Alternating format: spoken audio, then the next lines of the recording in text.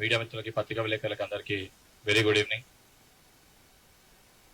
ముఖ్యంగా ఈరోజు తెలంగాణలో కాంగ్రెస్ ప్రభుత్వం ఏర్పడిన మొట్టమొదటి రోజుకెళ్ళి చాలా స్పష్టంగా ఈ ప్రభుత్వము ప్రజల పక్షాన, యువకుల పక్షాన, నిరుద్యోగుల పక్షాన వాళ్ళ సమస్యల్ని పరిష్కరించడానికి అనుక్షణము తప్పనిసరిగా మీకు అందుబాటులో ఉంటూ మీ సమస్యల్ని వింటూ పరిష్కరించగలిగిన సమస్యలు మనం ఏ ఆశయంతో గత ప్రభుత్వం ఏదైతే మన సమస్యలు ఉన్నాయని చెప్పుకున్నామని వెళ్ళినప్పుడు పట్టించుకోకుండా, కనీసం సమస్యల పైన చర్చించకుండా, సంబంధించిన వ్యక్తులు అందుబాటులో లేకపోతే కాంగ్రెస్ ప్రభుత్వం వస్తే మన సమస్యల్ని చెప్పుకోగలుగుతాము, మన సమస్యల్ని పరిష్కరించుకోగలుగుతాం అని చెప్పి మనము మీరు అందరూ కలిసి ఈ ప్రభుత్వాన్ని మనం ఏర్పాటు చేసుకున్నాం. ఏర్పాటు చేసుకున్న ఈ ప్రభుత్వంలో ఏదైతే మొట్టమొదటి రోజుకెళ్ళి అనేక సందర్భాల్లో ఏదైతే సంబంధించి విద్యార్థులు కానీ యువకుల సమస్యల పైన నా దగ్గరికి కానీ, మంత్రుల దగ్గరికి కానీ, సెక్రటేరియట్ కి కానీ, ఎమ్మెల్యేల దగ్గరికి కానీ, ఎమ్మెల్సీల దగ్గరికి కానీ, మీరు ఎవరి దగ్గరికి వెళ్ళినా మీ సమస్యల్ని విని ఆ సమస్యల్ని సంబంధించిన అధికారులకి ఫోన్ చేసి ఆ సమస్యల పరిష్కారానికై ప్రతి ఒక్కరు కూడా ప్రయత్నించడం జరిగింది. దానితో పాటు ముఖ్యమంత్రి గారి ఇంటి దగ్గరికి స్వయాన గత ప్రభుత్వంలో ఒక శాసన సభ్యుల్ని కలవాలంటేనే కలవలేని పరిస్థితి, శాసన సభ్యులకే ముఖ్యమంత్రిని కలవలేని పరిస్థితి. ప్రభుత్వం మారినాక స్వయంగా సమస్య ఉన్న ప్రతి ఒక్క వ్యక్తి నేరుగా ముఖ్యమంత్రి ఇంటి దగ్గరికి వెళ్తే కూడా డైరెక్ట్ గా లోపల పిలుచుకొని ఆ సమస్య ఏంది, ఆ సమస్య తీవ్రత ఏంది, ఆ సమస్య సంబంధించిన అధికారులతో మాట్లాడి ఆ సమస్య పైన పర్యవేక్షించి ఆ సమస్యని సూపర్వైజ్ చేసి ఆ సమస్యని పరిష్కరించే దిశగా ఈ ప్రభుత్వం ఆలోచించింది. ఆ సందర్భంలో కొంతమంది కోపం ఉన్న విద్యార్థులు ఏదైతే పెద్ద సంఖ్యలో వెళ్లి ధర్నా చేసే ప్రయత్నం చేసినా కూడా ఈ ప్రజాస్వామ్యంలో దాన్ని కూడా స్వాగతిస్తూ వాళ్ళు ఒక బాధ ఆవేదనతోటి వాళ్ళు మాట్లాడుతుండ్రు. వాళ్ళు మాట్లాడిన మాటలు పరిగణలోకి తీసుకోకుండా వాళ్ళ బాధని ఆవేదనని పరిగణలోకి తీసుకొని ముఖ్యమంత్రి గారు కానీ, సంబంధించిన మంత్రులు కానీ దగ్గరికి తీసుకొని సంబంధించిన అధికారులతో మాట్లాడి ఇమీడియట్ గా సెక్రటేరియట్ కి పంపించి ఆ సమస్యలు పరిష్కరించడానికి ముందడుగు వేసి అనేక సమస్యలు పరిష్కరించారు. దాంట్లో భాగంగా జియో 46 కానీ, ఏదైతే 317 సంబంధించి కేబినెట్ సబ్ కమిటీ ఏర్పాటు కానీ, ఇప్పుడు ఏదైతే డిఎస్సికి సంబంధించి ముఖ్యంగా ఈ రోజు ఏదైతే డిఎస్సి గ్రూప్ 2 అంశం ఏదైతే ఉందో, గతంలో ప్రభుత్వం ఉన్న రోజు గత బీఆర్ఎస్ ప్రభుత్వం ఉన్నప్పుడు కూడా డిఎస్సి గ్రూప్ 2 దగ్గర ఉంటే గ్రూప్ 2ని వాయిదా వేయాలని చెప్పని ఆ రోజు మనము మీరు అందరం కలిసి పోరాటం చేసినాం. ఎందుకంటే చదువుకోనికి సరైన సమయం లేదు, 2 ఎగ్జామ్స్ ఒకటేసారి పెడితే అని చెప్పాను. ఆ రోజు న్యాయస్థానంలో కూడా విద్యార్థులతోటి నేనే ఆ రోజు పిటిషన్ కూడా వేసినాం, ఎగ్జామ్స్ 2 ఒకటేసారి ఉన్నాయని చెప్పాను. కాకపోతే మొదట్లో టీజీపీఎస్సీ డేట్స్ ని ప్రకటించినప్పుడు డిఎస్సి డేట్స్ అనేటివి వేరే ఉంటాయి. టీజీపీఎస్సీ గతంలో ఏదైతే సంబంధించి డేట్స్ ని ప్రకటించిన రోజు దానికి చిన్నగా యాక్చువల్ గా డిఎస్సి నోటిఫికేషన్ సంబంధించి ఏదైతే సంబంధించి విద్యార్థులకు కానీ ప్రజలకు వివరించడానికి ఒక 2-3 అంశాలు నేను డేట్స్ తోటి చెప్పదలుచుకున్నా. మొట్టమొదటి టీజీ టెట్ ఏదైతే ఈ డిఎస్సికి సంబంధించి ఫస్ట్ టెట్ నోటిఫికేషన్ 2023 గత ప్రభుత్వము నోటిఫికేషన్ డేట్ వచ్చేసి 1/8/2023 18 అంటే 1 ఆగస్ట్ 1 ఆగస్ట్ రోజు ఈ నోటిఫికేషన్ డేట్ అనేది వచ్చింది. ఇది టెట్ డేట్. గత సంవత్సరం ఆగస్ట్ లో టెట్ ని నిర్వహిస్తామని చెప్పి నోటిఫికేషన్ డేట్ వచ్చింది. ఎగ్జామ్ ఏ రోజు కండక్ట్ చేశారు? 15/9 అంటే సెప్టెంబర్ 15వ తారీఖున టెట్ ఎగ్జామ్ ని నిర్వహించడం జరిగింది గతంలో. అంటే డిఎస్సికి ముందు టెట్ కండక్ట్ చేసి టెట్ లో క్వాలిఫై అయిన వాళ్ళు డిఎస్సికి అర్హులు. సో గతంలో 2023లో గత ప్రభుత్వం 1/8/2023 నోటిఫికేషన్ ఇవ్వడం జరిగింది. దాని ఎగ్జామ్ వచ్చేసి 15 సెప్టెంబర్ 2023 రోజు కండక్ట్ చేయడం జరిగింది. ఇది మొదటిది. రెండోది ఏదైతే సంబంధించి ఆ రోజు డిఎస్సి నోటిఫికేషన్ ఎప్పుడు ఇచ్చారు? 6/9/2023 6/9 అంటే సెప్టెంబర్ 9 ఏదైతే సెప్టెంబర్ 6 సెప్టెంబర్ 2023 రోజు ఫస్ట్ డిఎస్సి ఏదైతే సంబంధించి నోటిఫికేషన్ ఇవ్వడం జరిగింది. ఇది డిఎస్సికి సంబంధించి 6/9/23 డిఎస్సి నోటిఫికేషన్ ఇచ్చారు. దాంట్లో ఎగ్జామినేషన్ డేట్స్ ఏమో నవంబర్ 20th కి వెళ్ళి నవంబర్ 30th వరకు అని ఎగ్జామినేషన్ డేట్స్ కూడా ఇవ్వడం జరిగింది. ఇది గత ప్రభుత్వం. ఎన్ని పోస్టులకి? 5089 పోస్టులకి నోటిఫికేషన్ ఇచ్చారు. టెట్నేమో సెప్టెంబర్ మంత్ లో టెట్ని ఎగ్జామ్ ని పెట్టడం జరిగింది. ఆ డిఎస్సి ఏమో డేట్ ఏమో 6/9/23 నోటిఫికేషన్ ఇవ్వడం జరిగింది. ఎగ్జామ్ డేట్స్ ఏమో నవంబర్ 20 నుంచి 30 వరకు ఎగ్జామినేషన్ కండక్ట్ చేస్తామని చెప్పి స్పష్టత కూడా ఇవ్వడం జరిగింది. దాని తర్వాత ఎలక్షన్స్ ఇవన్నీ వచ్చినాక నోటిఫికేషన్ అనేది క్యాన్సిల్ అయింది. ఆ తేదీలో ఎగ్జామ్స్ జరగలే.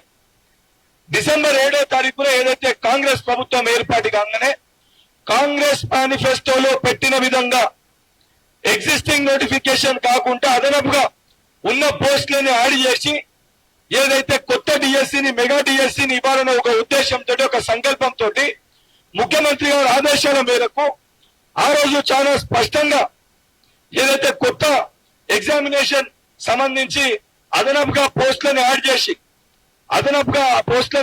ఏదైతే 5,000 ఉన్న పోస్టులని 11,062 11,062 పోస్టులతోటి ఏదైతే సంబంధించి కొత్త డిఎస్సిని కూడా స్పష్టంగా ప్రకటించడం జరిగింది. కొత్త డిఎస్సిని ప్రకటించినప్పుడు కూడా మొదటగా డిఎస్సి ఏదైతే సంబంధించి ఆల్రెడీ టెట్ కండక్ట్ చేసి ఉండే డిఎస్సిని ఏదైతే యాడ్ చేసి డిఎస్సిని కండక్ట్ చేయడానికి ఏదైతే మే 20th కి వెళ్ళి జూన్ మే మంత్ లో డిఎస్సిని కండక్ట్ చేస్తామని చెప్పి ఫ్రెష్ నోటిఫికేషన్ ఫిబ్రవరి మంత్ లో ఇచ్చి ఫిబ్రవరి మంత్ లో 29 ఫిబ్రవరి 2024 కొత్త డిఎస్సి నోటిఫికేషన్ పోస్టులను పెంచి కొత్త నోటిఫికేషన్ ఇవ్వడం జరిగింది. ఇచ్చిన దాంట్లో కూడా మే మంత్ లో డిఎస్సిని కండక్ట్ చేస్తామని చెప్పి ఆ డేట్స్ కూడా చెప్పడం జరిగింది. మే ఎండింగ్ వెళ్ళి జూన్ 1st వీక్ వరకు డిఎస్సి ఉంటుందని చెప్పి స్పష్టత ఇచ్చారు. ఇచ్చిన తర్వాత కొంతమంది స్టూడెంట్స్ ఏదైతే గతంలో టెట్ ఎగ్జామ్ టఫ్గా ఉండే టెట్ లో క్వాలిఫై కాలేకపోయినామో సుమారు మరొకసారి కొత్త టెట్ని మీరు కండక్ట్ చేస్తే అడిషనల్ గా ఒక 3-4 లక్షల మంది అప్లై చేసుకొని డిఎస్సికి అర్హత పొందుతామని చెప్పని ఆ రోజు ఏదైతే డిఎస్సికి ఈ రోజు అర్హత కలిగిన అభ్యర్థులు కానీ సంబంధించిన విద్యార్థి నాయకులు యువజన నాయకులు అందరి రిక్వెస్ట్ మేరకు సరే ఏదైతే సంబంధించి మరొకసారి టెట్ నిర్వహిస్తామనే ఉద్దేశంతో డిఎస్సిని పోస్ట్ పోన్ చేసి ఆ రోజు ఏదైతే డిఎస్సి స్లాట్స్ ఉన్నాయో మే జూన్ లో ఏదైతే ఉన్న డిఎస్సి స్లాట్స్ లో టెట్ ని నిర్వహించడం జరిగింది. ఈయన్ని అసలైన విషయం దాగు ఆ రోజున్న డిఎస్సిని పోస్ట్ పోన్ చేస్తూ టెట్ ని ఆ పాత డిఎస్సి డేట్లలో టెట్ ని నిర్వహించడం జరిగింది. టెట్ ని నిర్వహించి చాలా స్పష్టంగా ఏదైతే గత ప్రభుత్వానికి చిత్తశుద్ధి లేక 4,500 పాఠశాలల్ని మూసేస్తే 100% గ్రామీణ ప్రాంతంలో ఉన్న ప్రతి బలహీన వర్గాల విద్యార్థులకి మెరుగైన విద్యను అందించాలని ఒక సంకల్పంతో ఆ పాఠశాలలు ఏదైతే పునరుద్ధరించాలని ఒక సంకల్పంతో ప్రభుత్వం తీసుకొని తక్షణమే ఆ పాఠశాలని ప్రారంభించి ఏదైతే అకాడమిక్ ఇయర్ లోపల స్టార్ట్ అయిన ఒక నెల లోపల టీచర్స్ రిక్రూట్ చేయాలని ఒక సంకల్పంతో ప్రభుత్వం నిర్ణయం తీసుకొని డిఎస్సిని కండక్ట్ చేయాలని చెప్పి ఇప్పుడు మనకున్న డిఎస్సి డేట్స్ ఏవైతే జూలై 18th కి వెళ్ళి ఆగస్ట్ 5th అంటే జూలై మంత్ లో సుమారు జూలై ఆగస్ట్ మంత్ లో ఎగ్జామినేషన్ డేట్స్ ఉంటాయని చెప్పి చెప్పడం జరిగింది. సో ఈ ప్రాసెస్ అంతా జరుగుతున్న క్రమంలో ఇది పోస్ట్ పోన్ అవుతుంది అని చెప్పి ఆలోచన అంటే పోస్ట్ పోన్ చెయ్యరు అనే ఒక భావనతోటి టీజీపీఎస్సీ ఆ రోజు డేట్స్ ని ప్రకటించింది. సో ఇది పోస్ట్ పోన్ అయినాక డిఎస్సి గ్రూప్ 2 అనేది దగ్గర వచ్చింది. ఇది పోస్ట్ పోన్ అయినాక మొదట్లో డేట్స్ ప్రకటించినప్పుడు అంతా క్లియర్ గా క్లారిటీతో ఉంటే మధ్యలో ఏం ఎగ్జామ్స్ లేకుండే. కానీ ఏదైతే ఈ డేట్స్ పోస్ట్ పోన్ అయి డిఎస్సి పోస్ట్ పోన్ అయినాక మళ్ళీ సమస్య ఉత్పన్నమైంది. డిఎస్సి పోస్ట్ పోన్ అయినాక గ్రూప్ 2 కి డిఎస్సికి ఒక రోజు గ్యాప్ వారం రోజుల గ్యాప్ లో ఎగ్జామ్స్ నిర్వహిస్తామని చెప్పి లాస్ట్ ఇయర్ జరిగిన ప్రాబ్లం అనేది రిపీట్ అయింది. రిపీట్ అయినప్పుడు సరే దాన్ని ఆలోచించి గతంలో కూడా గ్రూప్ 2 పోస్ట్ పోన్ చేయాలని చెప్పి ఒక అందరం కూడా అడిగినామని చెప్పని ఆ రిక్వెస్ట్ కూడా ముఖ్యమంత్రి గారి దృష్టికి తీసుకొని వెళ్ళడం జరిగింది. ముఖ్యమంత్రి గారు కూడా ఎక్స్ప్లెయిన్ చేయడం జరిగింది. ఎందుకంటే ఎగ్జామ్ రానికి 1 డే గ్యాప్ ఉంటే ఇబ్బంది అవుతుంది, నెంబర్ ఆఫ్ అప్లికెంట్స్ ఎక్కువ ఉన్నారు కాబట్టి దీనిపైన మనం ఆలోచించాలని చెప్పి ముఖ్యమంత్రి గారికి నేను మా యువజన కాంగ్రెస్ అధ్యక్షుడు అదేవిధంగా కొంతమంది శాసన సభ్యులు అందరం కూడా ఎక్స్ప్లెయిన్ చేసి చెప్పడం జరిగింది. వారు కూడా దానిపైన ఆలోచించి సంబంధించిన టీజీపీఎస్సీ చైర్మన్ గారితో మాట్లాడి స్పష్టత ఇస్తామని చెప్పి చాలా క్లియర్ గా చెప్పారు.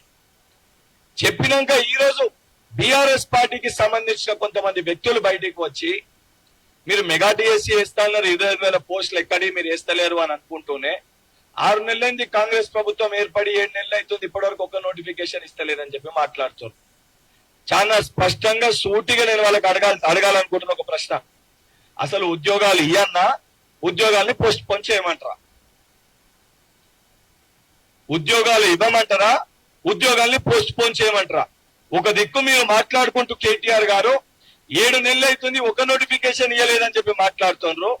మరి మీ యొక్క ప్రెస్ మీట్ లోనే ఇచ్చిన నోటిఫికేషన్స్ ని పోస్ట్ పోన్ చేయమని చెప్పి మీరు చెప్తున్నారు. అసలు అడిగేదానికి మీకన్నా స్పష్టత ఉందా? మీరు అన్నట్టు ఏ ఎగ్జామ్ ని ఏ రోజు కండక్ట్ చేయాలి, మీకు ఆ చిత్తశుద్ధి ఆ క్లారిటీ మీకన్నుందా? ఈ రోజు ఏదైతే సంబంధించి చాలా స్పష్టంగా మీరు 5,000 పోస్టులు ఇస్తాన్న డిఎస్సిని 6,000 పోస్టులు వేసి పెంచిన మాట వాస్తవమా కాదా?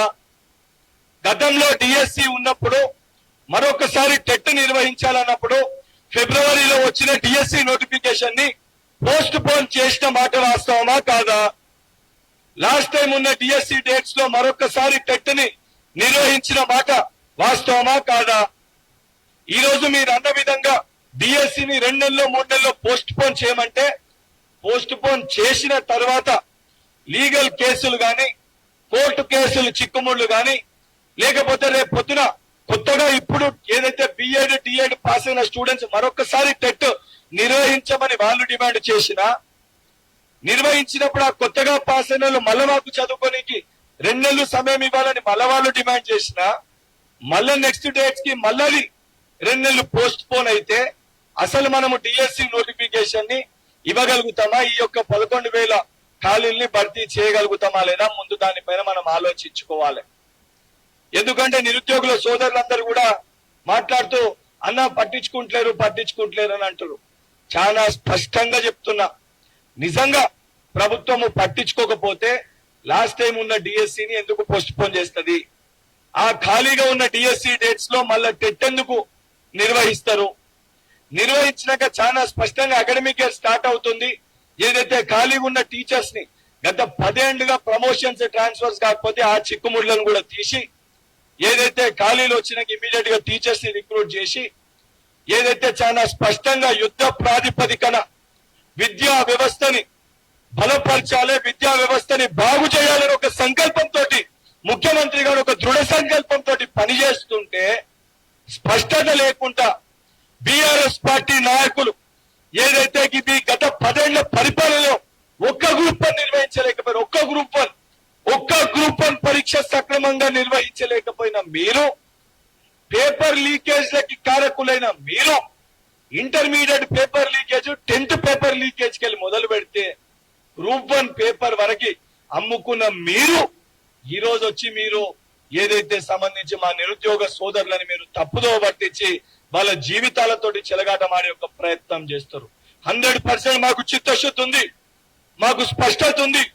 ఈ ఎగ్జామ్స్ నిర్వహించినాక ఎవరైతే స్టూడెంట్స్ కొంతమంది మాకు చదువుకోనికి సమయం సరిపోలేదని అంటుర్రో, ఎవరైతే విద్యార్థులు ఏదైతే సంబంధించి ఇంకొద్దిగా సమయం మాకు కావాలి చదువుకోనికి అని అంటుర్రో 100% ఆ స్టూడెంట్స్ అందరికి కూడా మరొక డిఎస్సిని నిర్వహించి 100% ఏదైతే ఖాళీగా ఉన్న డిఎస్సి పరిధి ఇంకా ఖాళీగా ఉన్న టీచర్ పోస్టులు ఏవైతున్నాయో ఆ ఖాళీల్ని కూడా జాబ్ క్యాలెండర్ లో ఏదైతే అసెంబ్లీ సాక్షిగా మా ముఖ్యమంత్రి గారు చెప్పిన విధంగా అసెంబ్లీ సాక్షిగా అందరి సమక్షంలో అన్ని పార్టీల సమక్షంలో 80,000 పుస్తకాలు చదివినని చెప్పి ఏదైతే సంబంధించి ప్రతిపక్ష పార్టీ నాయకుని సలహా సూచనలు తీసుకొని వారి సలహా సూచనలు తీసుకుంటూ చాలా స్పష్టంగా ప్రజలకి యువకులకి ఉపయోగపడే విధంగా సంపూర్ణ స్పష్టత ఇచ్చే విధంగా ఏ ఒక్క నిరుద్యోగ సోదరుడు అధైర్యపడకుండా వారికి ఒక భరోసా కల్పించే విధంగా జాబ్ క్యాలెండర్ ని అందరి సమక్షంలో అసెంబ్లీ సాక్షిగా దాన్ని చర్చించి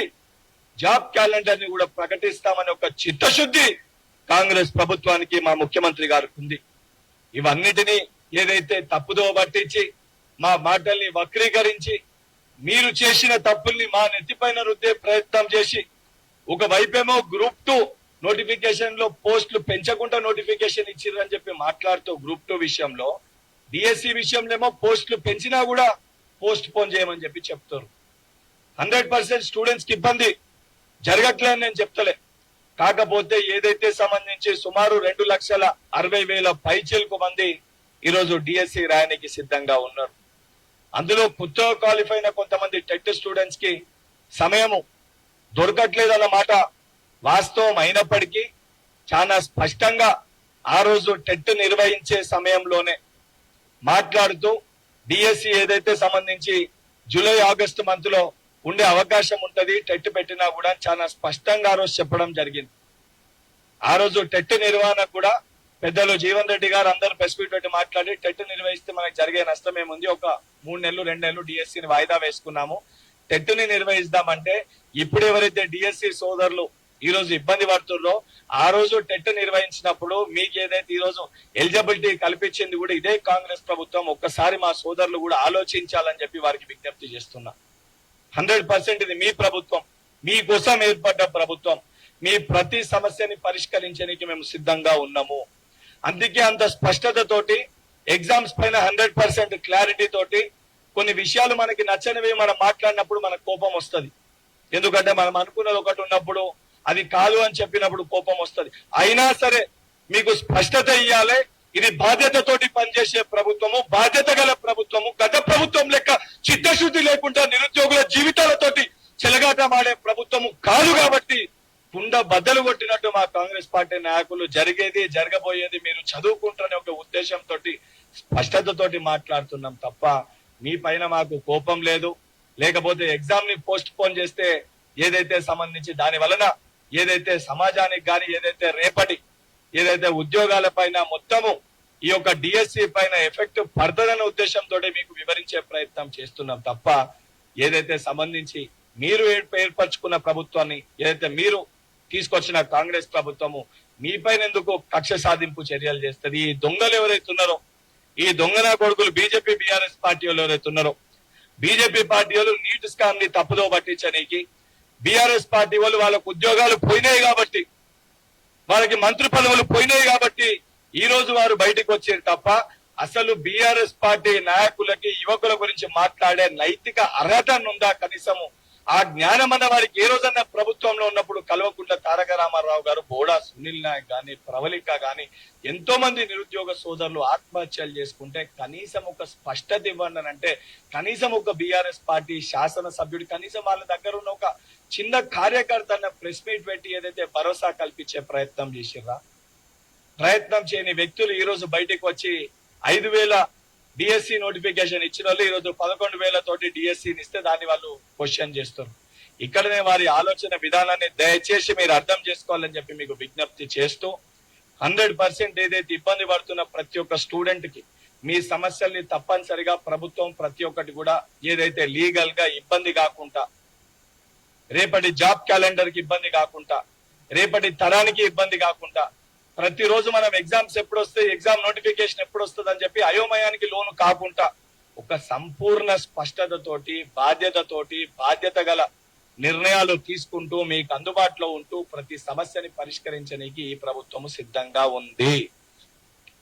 100% ఎంత చిత్తశుద్ధితోటి ఇలా మాట్లాడుతున్నామో 100% ఏదైతే మేము ఇస్తా అన్న ఉద్యోగాల పట్ల గాని, మేము ప్రకటిస్తా అన్న జాబ్ క్యాలెండర్ పట్ల గాని, ఏదైతే మేము ఏర్పాటు చేసి సమస్యల పరిష్కారానికే మేము ఏర్పాటు చేసిన కేబినెట్ సబ్ కమిటీ పరిధిలో ఉన్న సమస్యల పైన గాని, ఇవన్నిటిపైన ఏదైతే యువకులకి విద్యార్థులకి ఏదైతే భరోసా కల్పించే విధంగా 100% మేము మీకు అందుబాటులో ఉంటూ ప్రతి సమస్యని దేని వలన, దేని మూలంగా, దేని కారణంగా ఈ సమస్యని మనం అనే ఒక స్పష్టత కూడా మీకు ఇస్తామని చెప్పి భరోసా కల్పిస్తూ, ఇటువంటి దొంగల మాటలు నమ్మకుండా నేను చెప్పిన డేట్ లో మీకు నిర్వహించిన టెట్, గతంలో డిఎస్సి పోస్ట్ పోన్మెంట్, ఇవన్నిటిని ఒక్కసారి ఆలోచించి మనము దేని కోసం కొట్లాడుతున్నామో, దేనికోసం మనం మాట్లాడుతున్నామో, వాళ్ళు మనం దేని కోసం రెచ్చగొడుతున్నారో, గతంలో ఇదే 11 సంవత్సరాల క్రితం ఇదే హరీష్ రావు గారు ఏ రకంగా రెచ్చగొట్టి ఆ రోజు ఎంతో మంది విద్యార్థుల ప్రాణాలు తీసుకుంటే తర్వాత ఈ కుటుంబము గద్దెనెక్కి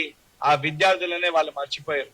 కానీ ఈ రోజు ఎక్కడ చిన్న పొరపాటు జరిగినా, ఎక్కడ ఇబ్బంది జరిగినా, ఎక్కడ ధర్నా చేసినా దానిపైన ఆ రోజు సాయంత్రమే సీఎం గారు సమీక్షిస్తూ ఆ సమస్య పైన వివరాలు తీసుకుంటూ న్యాయపరమైన చిక్కులు రాకుండా ప్రతి సమస్యని పరిష్కరించే దిశగా ఒక సంపూర్ణ స్పష్టత మన ప్రభుత్వం మన ప్రజాప్రభుత్వం మనకి తెలియజేస్తుంది. దయచేసి ప్రతి ఒక్క విద్యార్థి కూడా ఇవన్నిటిని ఆలోచించి వాస్తవాలులోకి వెళ్ళి మనకి ఇబ్బందికరంగా ఉన్న వాస్తవాలు ఏ రకంగా ఉన్నాయని ఆలోచించి నిర్ణయాలు తీసుకోవాలని చెప్పి ప్రతి ఒక్క తెలంగాణలో యువకునికి, విద్యార్థికి, అదేవిధంగా విద్యార్థి సంఘ నాయకులకి విజ్ఞప్తి చేస్తూ ఈ దొంగల మాటలు వినొద్దు. నిజంగా కల్వకుంట్ల తారక రామారావు, హరీష్ రావు గారు మీకు చిత్తశుద్ధి ఉంటే 10 ఏళ్లలో మీరు ఏం చెప్పిర్రో ముందు దానిపైన చర్చ పెట్టండి. అసెంబ్లీ సెషన్ ఉంటది, మండలి అవుతుంది. మీ చెల్లెని మండలికి వచ్చి బయటికి వస్తే మండలికి వచ్చి చర్చ పెట్టమని మీరు అసెంబ్లీలో చర్చ పెట్టుర్రి. 100% ప్రజాక్షేత్రంలో ప్రజాస్వామ్య బద్దంగా మీరు అడిగిన ప్రశ్నలకి సమాధానం చెప్పడానికి ప్రభుత్వం సిద్ధంగా ఉంది. మీరు చేసిన లోపాట్లను కూడా 100% బయట పెడతామని చెప్పి బీఆర్ఎస్ బీజేపీ పార్టీ వాళ్ళని హెచ్చరిస్తూ మా నిరుద్యోగ సోదరులకి వాస్తవాల్లోకి వెళ్లి ఆలోచించాలని చెప్పి విజ్ఞప్తి చేస్తున్నాం. వాళ్ళకి అదే చెప్తున్నా కదా, ఈ రోజు వాళ్ళకి ఏదైతే వాళ్ళ పీఠం కట్టింది కాబట్టి ఫార్మ్ హౌస్ బయటికి వెళ్ళిన వాళ్ళు, ఏదైతే ఇంట్లోకి ఏసీలకి వెళ్ళి బయటికి వెళ్ళిన వాళ్ళు బయటికి వెళ్ళారు. ఆడికి మన బీజేపీ పార్టీలతో ఏం లోపాయిగా ఒప్పందం చేసుకునే ప్రయత్నం చేస్తున్నారు. వాళ్ళకి ఈ రోజు ఏదైతే 10,000 పోయినాయి కాబట్టి వాళ్ళ దగ్గర ఇటువంటి పిచ్చి పనులు చేస్తారు కాబట్టి వాళ్ళ సొంత పార్టీలో ఎమ్మెల్యేలు వాళ్ళ పార్టీ విడిచిపోతారు. పోతుంటే దానిపైన మరి బీజేపీ తో పొత్తు పెట్టుకున్నామనే ప్రయత్నం భాగంగా ఢిల్లీ పోయినట్టు బాబా మర్దులు ఇద్దరు.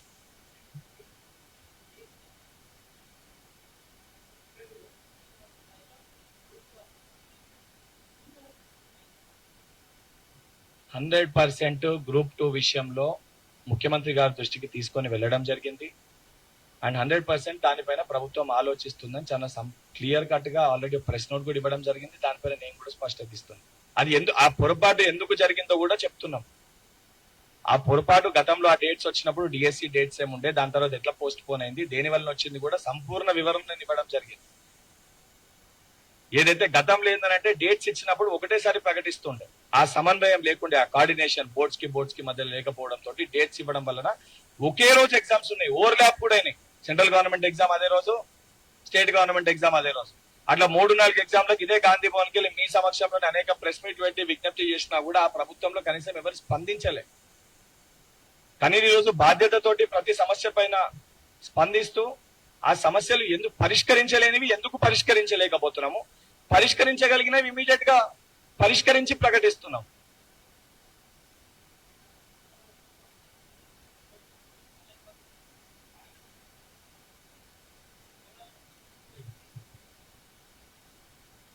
అంటే ఒకటి, ఎగ్జామ్ ఆన్లైన్ లో పెట్టడానికి ఏంటంటే ఎగ్జామ్ రాసిన యువకునికి ఒక భరోసా కల్పించాలంటే 100% ట్రాన్స్పరెన్సీ.